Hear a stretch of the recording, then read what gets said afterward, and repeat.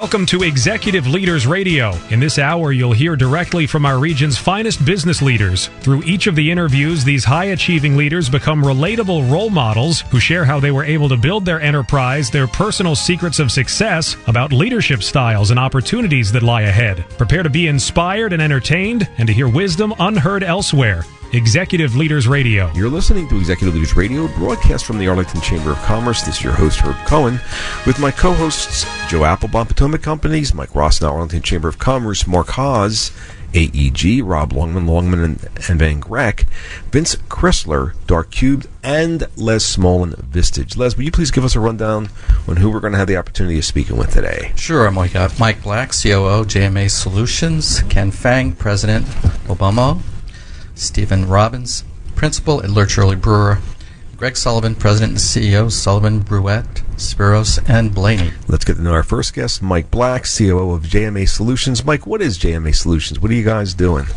JMA Solutions is a government contractor. We do management consulting and professional services. How large or how small is this organization? The company is about 150 employees, and if you count independent consultants and subcontractors, we have 200 people doing the work in the name of JMA. Mm-hmm. Where are you from originally? I'm originally from Alabama. However, I'm a military brat, and I've lived a lot of places. How many different schools did you go to prior to graduating high school? I probably went to about 10 different schools before I graduated from high school. How many brothers and sisters do you have? I have 2 sisters, so there's 3 of us, and I'm the oldest. You're the oldest, huh? And what did that do to you, growing up the oldest of 3, moving to all those different places? Being the oldest, I was thrust into a leadership position of taking care of my sisters, babysitting, cooking for them when my parents were working, or both working. Well, you used the word you were thrust into it. The point is you took that responsibility. I mean, you could have played victim or something, but you didn't. And so you're 12, 13 years old, and you're taking what kind of responsibility did you have to take for your younger sisters? I had to basically take care of them. They were 4 and 5 years younger than me, so just the human needs of cooking and safety. How did that feel? Your friends are outside playing, and you're taking care of your 2 sisters. Sometimes that wasn't the best thing or what I wanted to do, but and part of being a family and taking care of sisters, that's what was instilled in me. So when you moved around the 10 different schools when you were a kid, how did you go about establishing yourself in each of those communities? Well, I learned how to make friends at every place that we moved to be accepted within the community or within the school. How'd you do that? I was involved in a lot of sports. I played baseball and football. Baseball was my favorite sport. And well, how'd you do that with baseball? How'd you use baseball to establish relationships, moving around all that much? I was a pretty good athlete, and I played outfield in baseball, and usually rose to be a leader or a captain of the team. Played center field. Well, how'd you do that? How'd you end up being the captain or the leader of those teams, moving around so much? You were the outside kid. Why would they depend on you? I was the new kid on the block, but when you are a good athlete, you end up being accepted by folks, and then you get the opportunity to display your leadership skills when you get put into a position like being center field, directing the outfield. There's somebody here that knows you from a previous life. Vince, what's his reputation? Yeah, Mike is just known through everybody as somebody that takes care of people and cares about, whether it's the youngest airman or his direct reports. He just cares personally about everybody. How do you know that about him? I actually had the opportunity to work for him, and he is somebody that I have looked up to ever since I worked with him, and I consider him a mentor and a friend. Why'd you look up to him? Because he takes care of people. I went through some interesting challenges while I was there in terms of deciding to leave the Air Force, and there are lots of ways he could have reacted, but he supported me. Mark? Mike, what book or movie growing up really profoundly affected you, and why? More so a movie after I grew up, but it was about a story that happened while I was growing up or before I was born. Red Tails, about the Tuskegee Airmen and what they persevered. As I mentioned, I was born in Alabama. I was born in Tuskegee. Why was that book so important to you? Why was that movie so important to you? Seeing what those airmen went through and to be successful. Was your father involved with that? My father was a graduate of Tuskegee Institute at that time, and actually some of his instructors were Tuskegee Airmen. So you took a genuine interest in your father's history. Absolutely. My father served in the Army for 28 years. What was the story about your mom, by the way?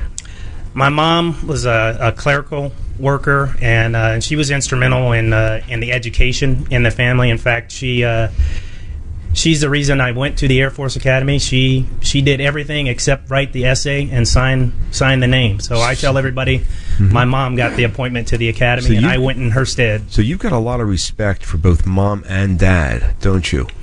I do have a lot of respect for both my parents. How's that played out in terms of your business career? Well, I've learned a lot about leadership, building a foundation, academics from my parents, and I've carried that through all the leadership positions that I had in the Air Force. Yeah, but your mom and your dad, they weren't COO of a 150, 200 person firm. What do you mean you learned that stuff from them? Well, my dad was a leader in the Army, and commanded troops, and I was able to see him grow from the rank of lieutenant all the way to colonel, and so I adapted and put that in my DNA or in my baggage. Rob, what's your question? We've heard that you are a very caring person. How does that relate back, and how are you a caring person at your workplace over your team members? Yeah, how's that helped you build your team? Well, I think taking care of people is the most important thing that you can do, providing people the tools, the resources, and the environment to be successful.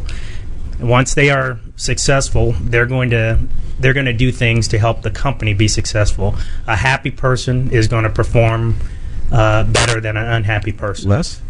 Yeah. Why was it so important for you to get an education through the Air Force Academy? Why was your mom so adamant about that? Well, it was a given that I was going to school, and then we started looking for places for scholarships. And my mom introduced the academies to me. And after researching, I thought it was something that I could do, and we went ahead and applied to all the academies, and I ended up getting an appointment to the Air Force Academy. Mm-hmm. So education plays a pretty big role in who you are? Absolutely, with both my parents being college graduates and the story of my dad's family, 7 of them went to Tuskegee. Actually, 6 of them went to Tuskegee, so I got to see that. Vince? Yeah, during the break, you'd mentioned kind of at the age of 5, you had this kind of foundational experience. Briefly tell us about that and then say why that's affected you today. Yes, I lived in Ethiopia, which is now Eritrea, and the first school that I went to at 5 years old was an Italian Montessori school. Spoke Italian at that school, so I was one of 2 Americans there. Had to learn Italian to learn. In Ethiopia at the age of 5. In Ethiopia at the age of 5, Haile Selassie was still the emperor, and he was alive. What did that do to you? What did that do to you? What did you get from that? It was just a fantastic experience that I can reflect back on. What are you talking about? What do you mean? You're from Alabama, and all of a sudden you're in Ethiopia and Italian? Right. It's like a great experience? Well, learning Italian, we had a maid who could speak 5 languages. Italian was one of them, and so she helped me with my Italian. You implicitly have a really true and deep appreciation for other people? Absolutely. It's all part of growing up and being part of team, and a team, everybody has to do their role for the team to be successful. Doesn't it frustrate you when people are different than you? I think diversity and inclusion really make for a good team. So you understand where people fit on the team? Absolutely, and also sometimes putting people into the right positions if they're not in the right position to begin with. So when you were moving those 10 times and you ended up being the outfielder, whatever role you were playing on the baseball team, so you naturally understood where everybody fit. Did you quietly help people move into the position they should have been in? Sometimes quietly and sometimes vocally. Vince, what's your next question? Yeah, and I think, as we were talking beforehand, it's really the importance of making friends as you were moving, right? And so what skills did you learn that helped you make friends growing up that make you a good leader now? Well, appreciating what everybody brings to the table and accepting people for who they are is a way to make friends, and it's a way to ensure that you have that diversity and inclusion in your business. Rob? What are you thinking? You keep using this word team, but it seems almost as if your very first team was your family. How did that structure push you into creating all these other teams? Well, a family unit is a team, and so I was exposed to that, day in and day out while I was living at the household, and that is part of my DNA. And I was able to use that skill set in all the leadership positions that I had in the military and now in the private sector. Mark? If the people you grew up with could see you now, would they recognize you right now? Would they see a line of sight between who you were as a kid and who you are now? I think most people would. Everybody that knows me from growing up knew that I played team sports. I'm very much a part of a team in all the jobs that I had in the military, and then the 2 jobs that I've had in the private sector and being a chief operating officer. Mike, what is the website address for JMA Solutions? It is jma-solutions.com. We've been speaking with Mike Black, COO of JMA Solutions, here on Executive Leaders Radio, with my co-hosts, Mr. Les Smolin, Vistage, Joe Applebaum, Potomac Companies, Mike Rossnow, Arlington Chamber of Commerce, Mark Haas, AEG, Rob Longman and Van Grack, and Vince Chrysler, Dark Cubed. Don't forget to visit our website, executiveleadersradio.com, to learn more about our executive leaders, executiveleadersradio.com, to learn more about our executive leaders. We will be back in a moment.